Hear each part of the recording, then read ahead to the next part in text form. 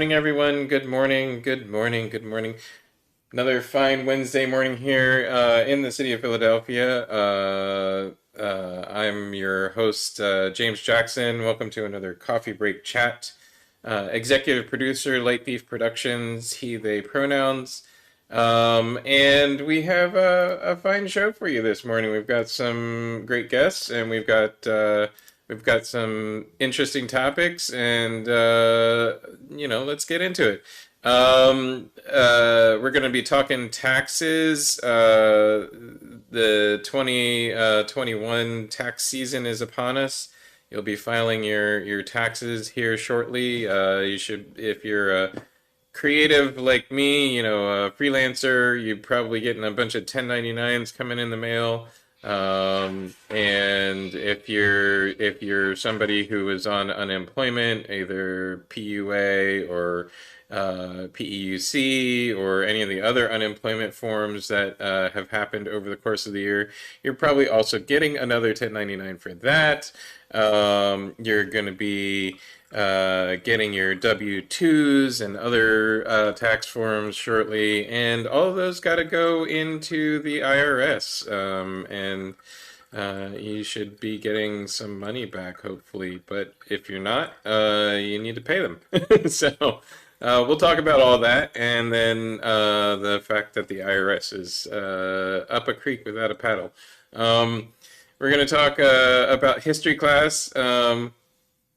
I was reading something the other day, and I realized that a lot of people get a different history class in the United States. I went to school in the South, and a lot of people don't realize that the history education of the United States in the South is quite a bit different than it is anywhere else worldwide, but even in the United States. One of the little neat factoids that I was taught was that my last name is Jackson, as I just told y'all. Apparently, according to the history curriculum at the time when I went to school, I wouldn't be surprised if it's still the history curriculum, but I don't have any modern examples. Um, I was told that my family adopted the name Jackson because we liked our slave owners so much that we adopted the last name of our slave masters. Lots of African American families, especially, have very white last names, and so we'll talk about the incorrectness of that factoid. We're going to be talking a little bit about the rise of fascism here in the United States, how there's multiple things going on in multiple branches of government and in the public, and it's a little bit weird and scary, and we'll figure that out. And we're going to talk a little bit about Puerto Rico and the Jones Act and all the things that the United States does as a territorial owner, that seem to be a little bit iffy as far as our promises, the promise of our country, and what we attest to that we represent. But first, I'm going to bring on Amy Smith. Amy Smith is a longtime friend of mine and a friend of the channel, and runs Philadelphia Tax Prep for Artists. It's philadelphiataxprepforartists.com. Amy, please introduce yourself and what it is you do and your pronouns. Thank you, James. Nice to be here. I'm Amy Smith. I use she, her pronouns. I'm a white woman with purple hair and a red sweater in my geodesic dome home. And I wear many hats. I started a small dance company called Headlong Dance Theater in 1993, which transformed over many years from being a touring dance company to being more of a community arts organization. And since parting ways a couple years ago, I've been completely freelance doing a variety of work, from anti-racism co-facilitation work to tax prep, as James mentioned, with my team of folks, PhillyTaxPrepForArtists.com, bookkeeping and financial management, and I teach financial well-being workshops and talk to artists about financial well-being. So that's me in a nutshell.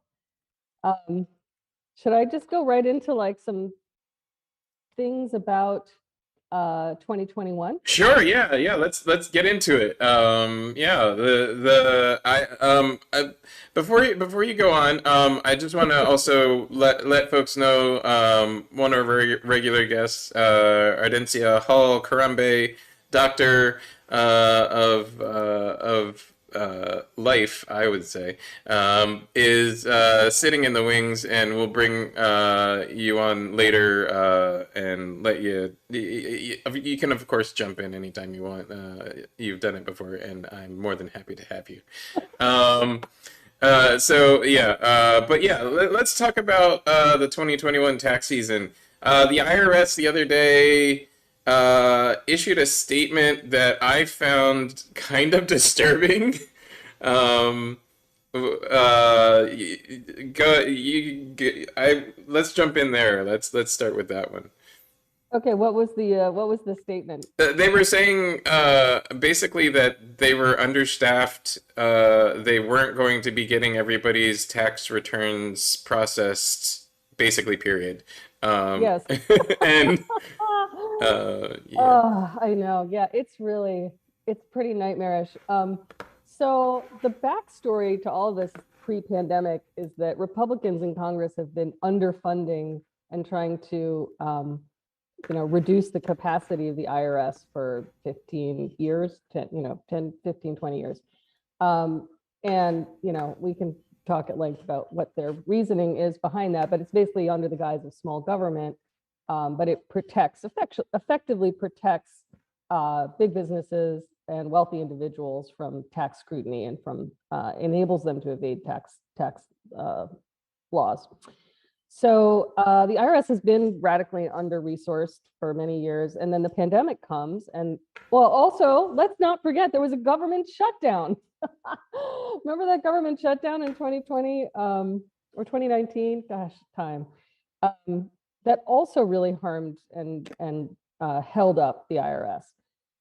So we have all those things. Then the pandemic comes. The IRS was, people couldn't go into work at the IRS. So that meant all of those returns just sitting like, you heard nightmare stories about tax returns, paper returns sitting in trucks in parking lots for months on end. I have an anecdote about that. I was audited, as you know, my viewers don't know, but I was audited, and believe it or not, I would say that the audit experience isn't as scary as it was built up to be. Yeah. It's not that bad. I basically said, yeah, these are the tax documents I filed, and I was like, yeah, these are the reasons I filed those things that way, and the reviewer was like, well, I'll allow this and I won't allow that, and Right. this, that, and the other, and I had made a mistake, not a huge one, but had double claimed something in two categories, and he was like, yeah, well, correct that, and Clear then that you up. owe this much more money. Yeah. And not a nightmare, and but yeah. So, but I was audited, and of course, I'm the kind of person that is like, all right, well, let's push this as far as is convenient. Let's go to the further review with your manager, just to see if there's any, you know, wiggle room here. I don't want to pay all of that all at once, etc.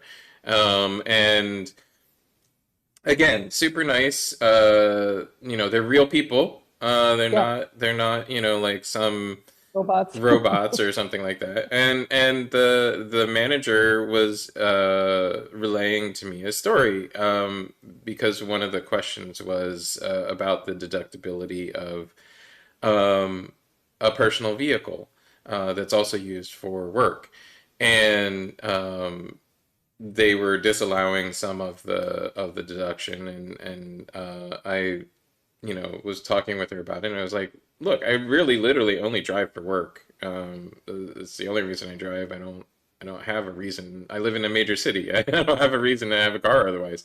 And she was like, I totally understand. And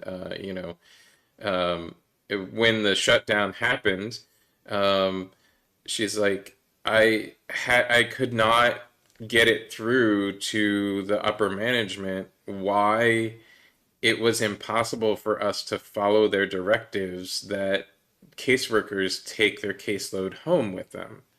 Mm, She's like, 95% of my people that work for me in the office take mass transit every day.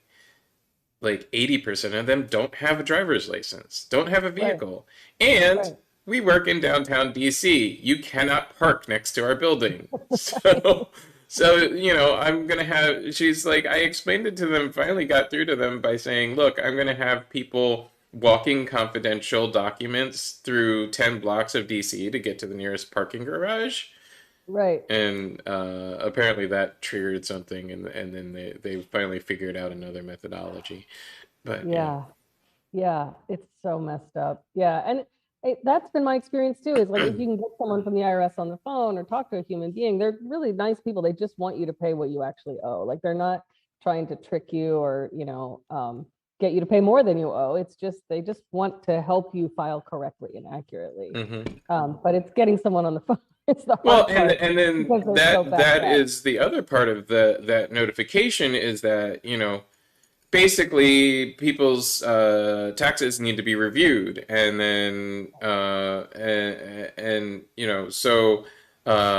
this audit, it took 8 months, 9 months Right, for right, it to be completed, and you know they started it literally like 2 weeks before the expiry of the statutory ability for